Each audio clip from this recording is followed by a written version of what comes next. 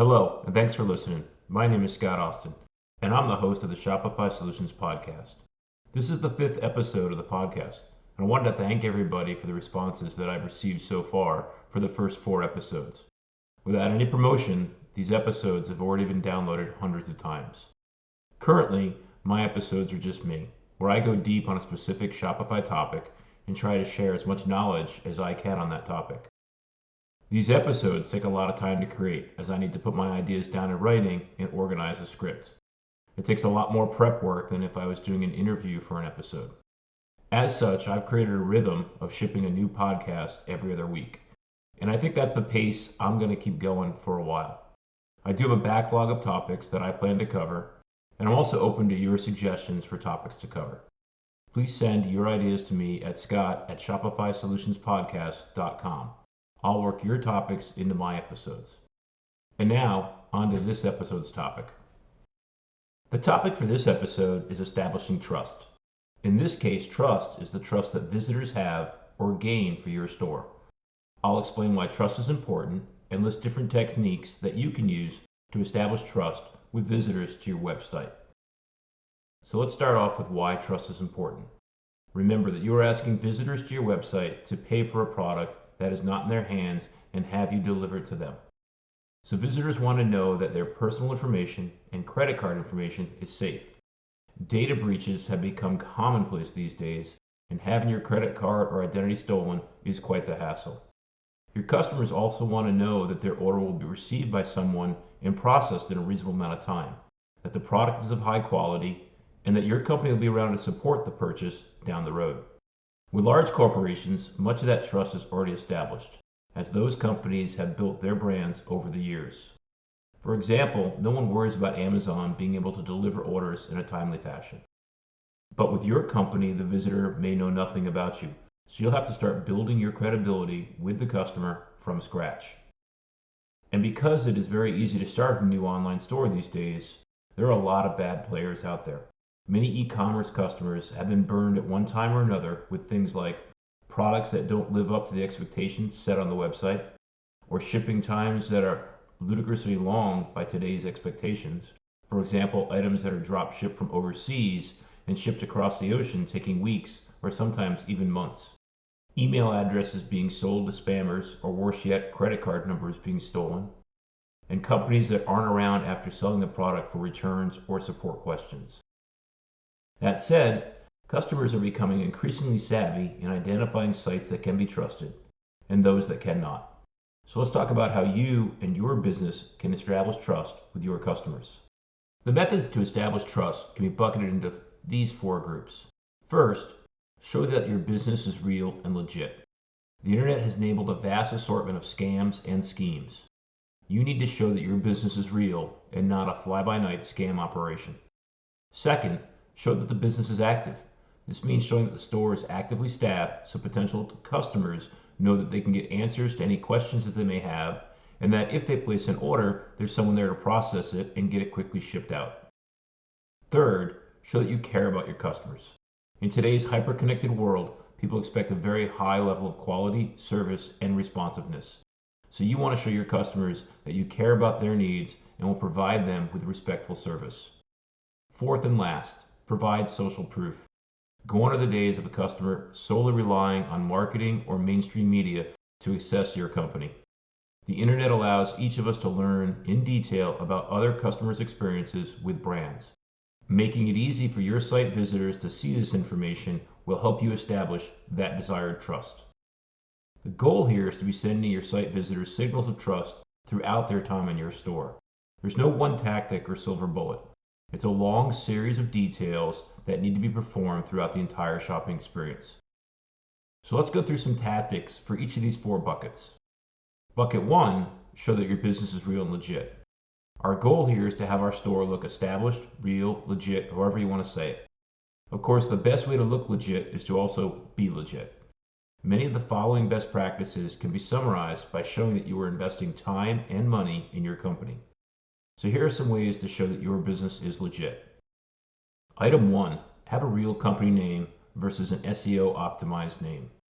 By a real company name, I mean something that you're using to build a brand. Let's use my agency as an example. The agency's name is Jade Puma.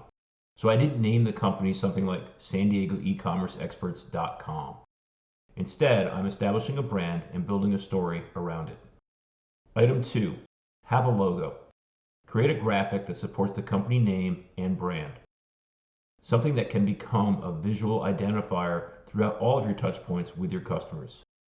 Having a text-only logo shows a lack of investment or concern in building a brand. Item 3, quality of photography. Your store's curb appeal is largely driven by the quality of your photography. That's both the product and lifestyle photography on your site, and also on your social presence and ads that are used to drive traffic to your site. I frequently recommend to my clients that they first invest in better quality photos for their store before adding advanced features to their site. Now, good photography is not easy. It takes skill, time, and money to create, which is why it's so good at helping customers know that you are investing in your business. Here's an example. Imagine two stores that sell handcrafted jewelry. In store A, the product photography is done with a phone and poorly staged on a table. And the lifestyle photography is shot with family members in the backyard, still taken on a phone. Imagine what that homepage looks like. It's not hard to imagine, as we've all seen the stores that do this. Now in store B, they've invested in 2 levels of photography. For product photos, they've got a mini photo booth with good lighting and an SLR camera. So the photos are clear and crisp, and easy to remove the backgrounds. And for the lifestyle photography, they hired a photographer and models and went to a glamorous local location for a photo shoot. Now that site is going to look a lot more professional and give the impression of a profitable, established company. And one last thing on photography. Most customers can identify stock photography. While stock is better than nothing, it's not as good as your own photography. So be careful when adding stock photography and try to be more authentic if possible. Here's a real example. I have a client that's target customer is firefighters. So on the homepage banner, we wanted a photo of a firefighting crew in front of their fire truck. And this store is in the United States and just targeting firefighters in the United States. When I looked for firefighter product photography in the stock photo services, most of the photography was of European or Asian firehouses. And the colors and firefighter gear there are different than they are in the United States. So I did an exhaustive search until I found photos from American firehouses and made my banner from that. Item 4. Have all the standard pages for an e-commerce store. This includes pages like terms of service, privacy policy, shipping policy, return policy, FAQ, contact us, and about us. Item 5. Have a published address. A site that doesn't show where it's located is suspicious. Item 6. Write your own copy. And I guess that also means have copy. You don't have to personally write it, but you should not use copy straight from your suppliers. We've all seen the website that is a list of products and product descriptions are just product specs. That store looks like a fly-by-night drop shipper, not a long-term e-commerce brand. And one other point about your copy, do not have grammar or spelling mistakes. It just makes the site look amateur. Item 7. Trust icons or badges. Most store owners understand the best practice of having icons near the Add to Cart button that address common concerns that customers may have when purchasing your products. Humans are very visual, so icons are a great way to get a message across and allay customers' concerns at that crucial Add to Cart decision point. There are 2 pieces of advice that I have for trust icons. The first trust icon best practice is to have icons that are unique to your business. So don't have generic SSL, secure checkout, or payment type icons. Those are a given in today's e-commerce world. Instead, communicate more relevant things. For example, if you have a food product, an applicable icon could be GMO free or vegan or whatever is appropriate. If you sell clothing and have free returns, call that out in your icons. If you have free shipping, let your customers know that with an icon. The second trust icon best practice is to have them visually support your brand and site design. It's easy to find images or vectors for common icons like free shipping. But if you gather an existing icon for each of the items that you want in your Trust Badges section, then they will look like a random collection, which they are. They'll have different fonts, shapes, and colors. So it's best to make your own icons, even if you start with stock vectors. Make sure the shapes, text, size, fonts, and colors all match and fit with your brand. That consistent display shows that you're willing to invest in your brand and makes your store look that much more professional. Let's move on to bucket 2. Show that the business is active. I call this the business heartbeat. You just need to show that there's actually a staff, even if it's one person, that is working at the business on a regular basis. That way, customers will have the confidence that their orders will be shipped in a timely fashion and that they will get answers to any questions they have. Here are a few ways for your store to show a heartbeat. Item 1. Show some social feeds on your store. Instagram and Twitter work well as they have small bite-sized posts that the visitor can easily look at. Some Shopify themes like Turbo come with built-in homepage sections to connect with social networks. If your theme doesn't have built-in sections for social feeds, there are plenty of apps that can connect to your social feeds and place the content on your Shopify store pages. Now remember, the purpose here is to show a heartbeat, so it's important to post regularly on whatever social channels you're showing on your site, say at least once or twice a week. Item 2. Be current in your site promotions. For example, if it's January 15th, your site should not be showing holiday promotions and should instead be promoting Valentine's Day. Item 3. Engage in your community. Most stores are a piece of a larger community. For example, if you sell wrist guards for downhill skateboarders, you're part of the longboard skate community. So engage with your community, follow others on social, engage with their posts, do guest blogging, etc. This shows that your store and staff is alive and breathing and also helps establish your street cred with that community. That brings us to bucket 3. Show that you care about your customers. One way to think about this is ask yourself if your policies are optimized for you and the business, or are they optimized for your customers? Here's what I mean. Item 1. Show a phone number in several locations on the site. And if you have voicemail, have a professional message stating company name and set an expectation on when the customer will hear back from you. Stores that don't publish a phone number are sending a clear message that they see their time is more important than their customers' time. Item 2. Have a clear, easy to understand shipping policy that lets the customer know expected shipping times and shipping cost. Spending the time to document your policies and share them with your customers helps establish trust. It also reduces support questions. Item 3.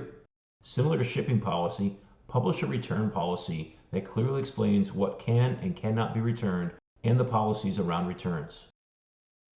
Item 4. Have a contact us page with more than one way for the customer to contact you. There are a multitude of different communication options available. By providing the customer many choices, they can choose the method they are most comfortable with. Now I'm going to show you a real example of the above best practices with a company by the name of Titan Survival. You can find them at titansurvival.com. They publish a phone number, shipping policy, and return policy.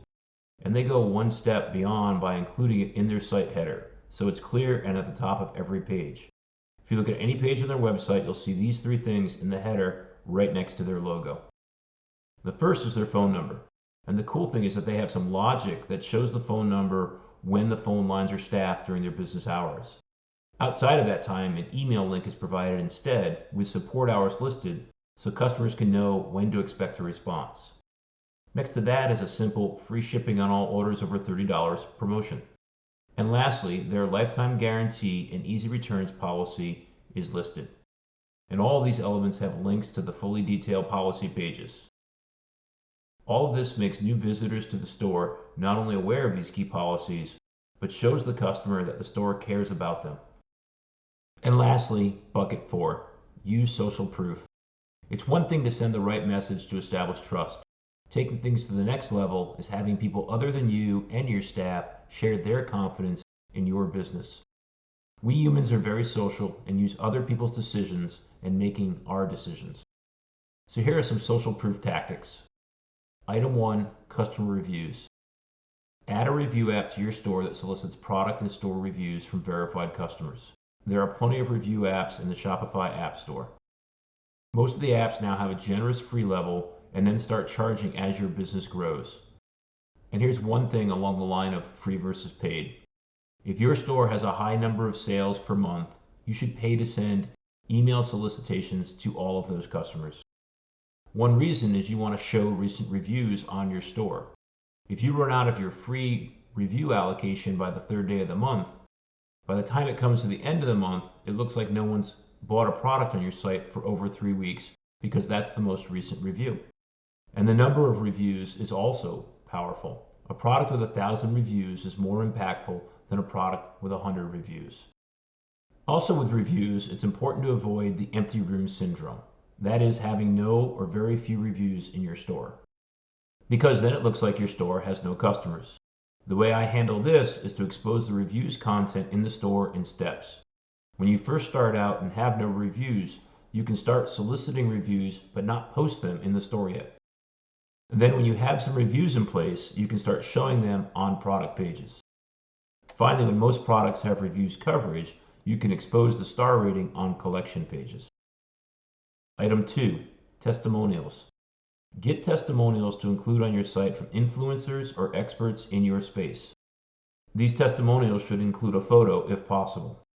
For example, if you sell glassware etched with a company's logo, you should get some testimonials from the top restaurants that use your glasses.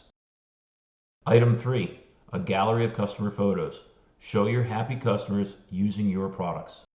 Those photos can come from reviews if your review app supports it, or from Instagram if you promote a hashtag for your business.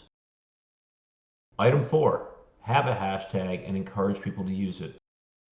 In your order confirmation, shipping notifications, and review emails, make your customers aware of your hashtag and encourage them to use it. Encouragement can be something like a monthly drawing for everybody that used your hashtag in the past month. Item 5, recent sales app. If you don't use this already, I'm sure you've seen them in other stores. Those little notifications that say, Betty in Melbourne, Florida just purchased our purple spatula, or something to that effect. This can be a useful tool to let customers know that they are not alone in this store and that other people are also shopping and buying from you. Now, a word of caution here. You need to have a good flow of sales in your store before you implement a recent sales app. You don't want a customer coming to your store and then the recent sale that they see is from 4 days ago. So my recommendation is to use the recent sales app once you consistently have 5 or more sales per day. If you have less than that, focus your efforts on getting more customers to the site. Item 6, press. Let your customers know all the good press that your store has gotten. Either post articles and videos right in your store on press and as seen in pages, or link to that content so that your customers can see what others have said about you. Also, showing the icons on the top 5 media outlets that have covered you right on your homepage helps reinforce that respected companies like your store. Now, I've just given you 19 different tactics for establishing trust in your store. You are probably already doing some of them. You don't have to immediately add the ones that you're not doing. First, you're too busy to do all of that work at once. And I'd recommend that you think about which tactics would be best for your business. Not all these tactics are a good fit for every store. You know your business and can determine which ones are right for you. Stack rank the most impactful ones, then implement them one at a time as you can fit them in. I see the building of a store's trust as an evergreen process that you're always working on and improving. And each new effort builds on the work that you've already done. That's it for today's topic of building trust. I hope that was helpful to you. Thanks for listening.